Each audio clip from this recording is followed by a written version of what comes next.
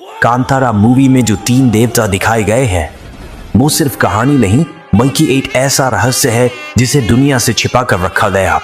अंजुर्ली देव की कथा कहते हैं बहुत प्राचीन समय में एक वराह देवता के 5 पुत्र हुए थे, पर नियति को कुछ और मंजूर था। उनमें से एक नवजात पीछे छूट गया, अकेला, भूखा, प्यासा और मौत के करीब पहुंच गया।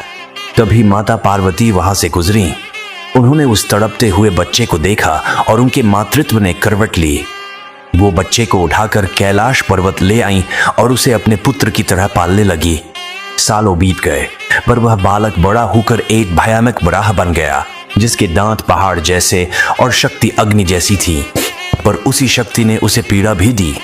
उसके शरीर में भयंकर खुजलाहट रहती और वह उसे मिटाने के लिए धरती की फसलें रौद में लगा। फसलें नष्ट हो गईं, लोग भूख से तड़पने लगे और संसार रोने लगा। तब भगवान शिव ने यह सब देखा और सृष्टि के कल्याण के लिए उस वराह का वध का निश्चय किया। लेकिन जब माता पार्वती ने सुना कि उनके पुत्र का वध होने वाला है तो वे शिव के चरणों में गिर पड़ी। प्रभु, उसका वध मत कीजिए। शिव ने माता की प्रार्थना स्वीकार की। उन्होंने वराह का वध तो नहीं किया, पर कहा, अब तू कैलाश नहीं लौट सकेगा। धरती पर रह और मानवों वो उनकी फसलों की रक्षा कर। और तब से वह वराह पंजुर्ली देव कहलाए, धरती की रक्षा करने वाले दैवीय रक्षक। अब आती है कथा गुलिक देव की। एक बार भगवान शिव के गण एक यज्ञ कर रहे थे।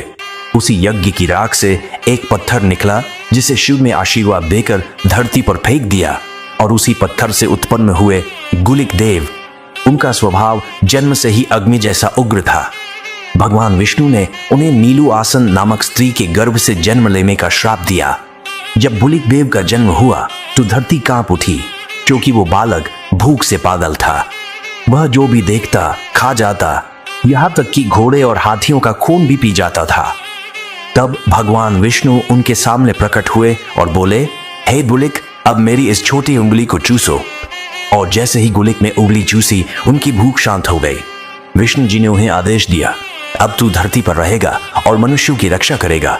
तभी से गुलिक देव धरती के रक्षक देवता बन गए। समय बीतने के साथ दोनों की शक्तियां इतनी बढ़ गईं कि उनके बीच अहंकार की अग्नि जल उठी।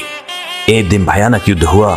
तभी माता पार्वती प्रकट हुई। उन्होंने दोनों को शांत किया और कहा, तुम दोनों भाई हो, धरती तुम्हारी माता है, अब साथ मिलकर उसकी रक्षा करो। तब से पंजुर्ली देव और गुलिक देव धरती पर साथ रहते हैं और जिनके घर ये दोनों पूजे जाते हैं वहां न तो दुष्ट शक्तियां आती है, न ही फसलों का नाश होता है। ऐसे रहस्य के लिए हमारे चैनल को सब्सक्राइब करें।